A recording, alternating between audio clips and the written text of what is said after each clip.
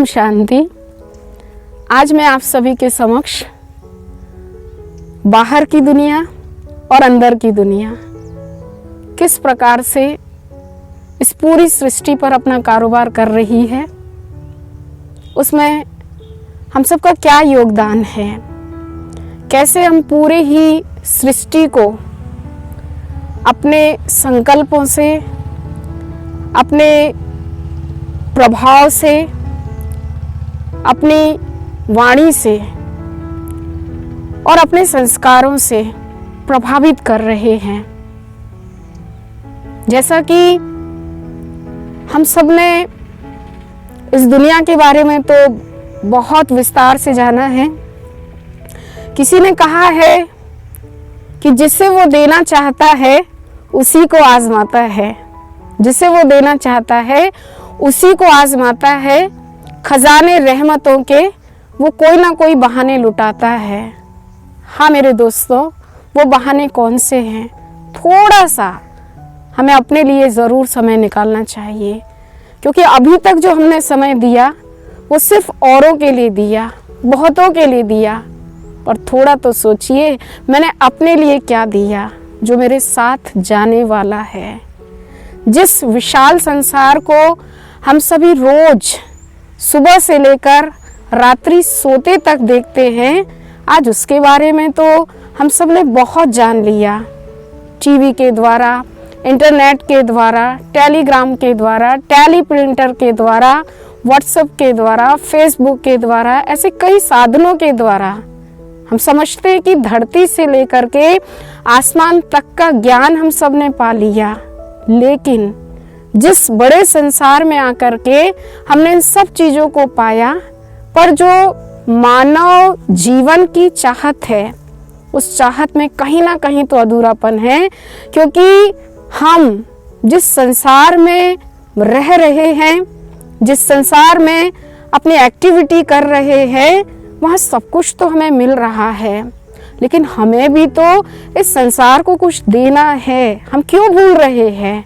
तो चलिए, जिस बड़े संसार में हम सभी ने कितने जन्म जिए, कितने हमने कर्म किए, अब उन सब जन्मों का, उन कर्मों का कुछ रिटर्न भी तो हम सबको मिलकर देना है।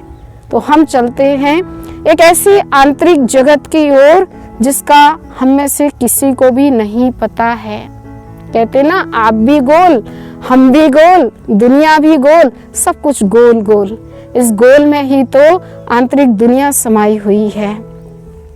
बचपन में बहुत सारी पहेलियों के हम सब स्पीड में आंसर देते थे, लेकिन आज एक ऐसी पहेली जिसका उत्तर मेरे पास भी नहीं है, आपके पास भी नहीं है, और शायद उस पहेली का उत्तर केवल एक ही सुप्रीम अथॉरिटी के पास है, जिसने आकर के हम सबसे पहेली पूछी भी है और उसका हम सभी को एक्यूरेट आंसर भी दिया है। आप सब जानते वो पहेली कौन सी है? यूँ तो मैं करने वाले बहुत सारे मनुष्य हैं। इवन यहाँ तक एक बकरी भी दिन भर मैं करती है। कहा है ना किसी ने कि बकरी पात कात है ताकि काड़ी खाल, जो नर बकरी खात है ताके कौन हलाल।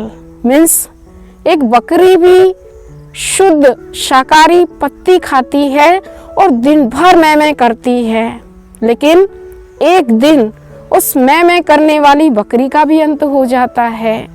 तो जब उसने मैं किया उसका अंत हुआ, हमने मैं किया हमारा अंत हुआ, तो फिर दोनों में क्या समानता है? क्यों कहा गया है कि मनुष्य योनि सबसे श्रेष्ठ योनि है?